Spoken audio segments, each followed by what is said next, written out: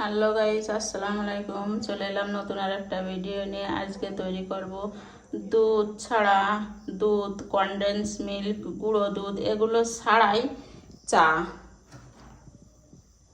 সুন্দর একটি চা এখন দিচ্ছি। পানি গরম, শেষ পর্যন্ত আপনারা দেখতে থাকুন। অবিকল দুধ চার মতোই হবে এবং দেখতে খুব সুন্দরই হবে।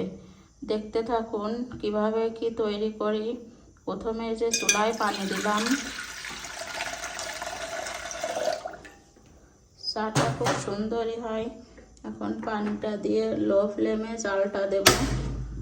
প্রথমে যদি হাই হিট দিই তাহলে চাটা সুন্দর কালার আসবে না, আস্তে আস্তে পানিটা ফুটবে।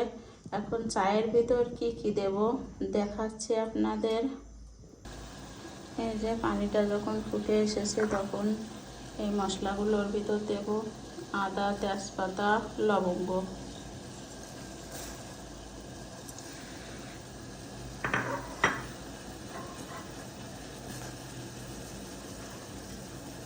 দিয়ে পানিটা সুন্দর করে ফুটাবো। পানিটা ফুটে এসেছে, আস্তে আস্তে জাল করে নেব। চাল যত জাল ভালো হবে চাটা তত সুন্দর হবে।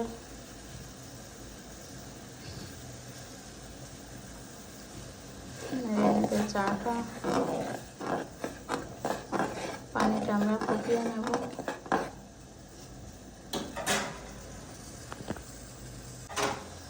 পানিটা এখন ফুটে এসে কালারটাও চেঞ্জ হয়ে গেছে। এখন আমি এর ভিতর দিয়ে দেবো পাতি, 4 পাতি।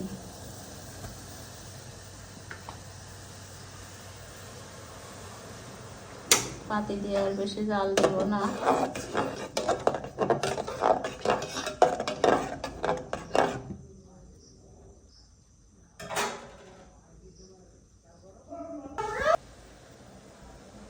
এই যে পাতিটা ফুটে এসেছে, খুব সুন্দর কালারটাও এসেছে। এই যে সুন্দর কালারটা এসেছে।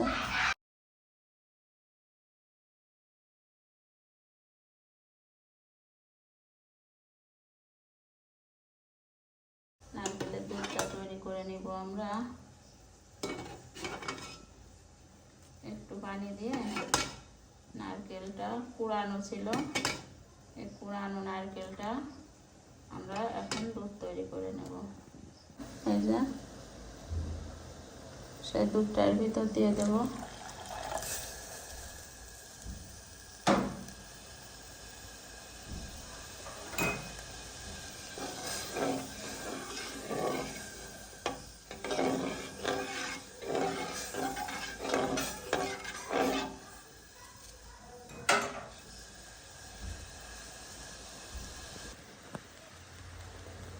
এখন চাটা আস্তে আস্তে ভালো উঠছে।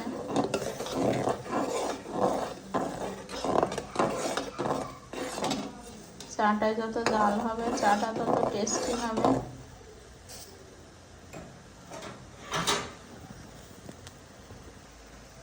এই পর্যায়ে আমি অ্যাড করে দেব চিনি। যে যেমন চিনি পছন্দ করেন সেই যেমন চিনি দিয়ে খাবেন।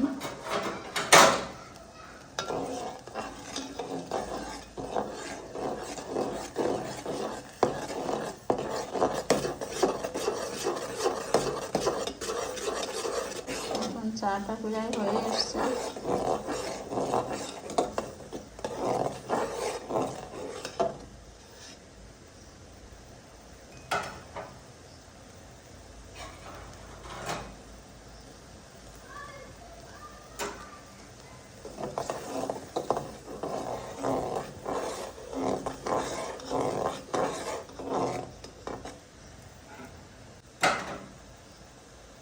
এখন চাটা ঢেলে নেব।